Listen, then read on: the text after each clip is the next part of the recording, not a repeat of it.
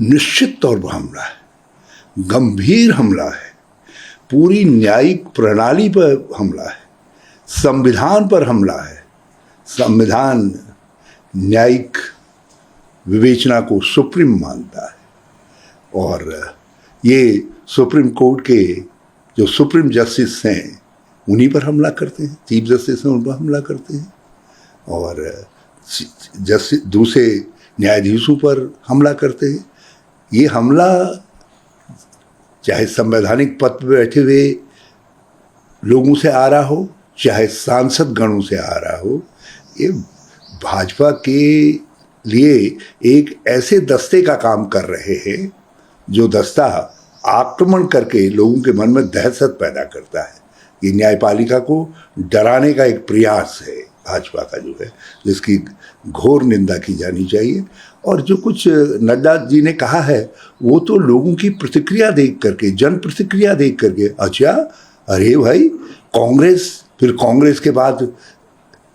India गठबंधन और India गठबंधन के सहयोगियों से होते होते अब आप जो है न्यायपालिका और न्यायपालिका में भी सुप्रीम कोर्ट पर हमला करेंगे, मुख्य न्यायाधीश पर हमला करेंगे। तो ये जब लोगों की प्रतिक्रियाएं आई तो नड्डा साहब ने एक कवर अप बयान जिसमें शब्द ही शब्द है, यदि वास्तव में संदेश देना चाहते तो इन दोनों सांसदों को अपने जो है पार्टी से निष्कासित करना चाहिए था और न्यायपालिका और देश से क्षमा मांगनी चाहिए थी कि इस तरीके के लोग हैं। और जिस व्यक्ति को उनका संरक्षण है संवैधानिक पद पर बैठे हुए और उस कहते हैं कि हमारी पार्टी अब उनको वो संरक्षण के हकदार नहीं रह गए हैं क्योंकि वो भी न्यायपालिका पर हमला कर रहे हैं। तो ये आप न्यायपालिका स्वतंत्र रूप से कोई निर्णय नहीं ले सके तो उसके लिए आपने ये हमला करवाया। वक्त विधेयक में लगता है कि भाजपा समझ गई है कि इसमें कुछ संवैधानिक त्रुटियां हैं और उन त्रुटियों को के कारण अरे देश के अंदर लोगों का यदि न्यायपालिका के निर्णय पर भी भरोसा नहीं रह जाएगा, कितना महान देश है ये कि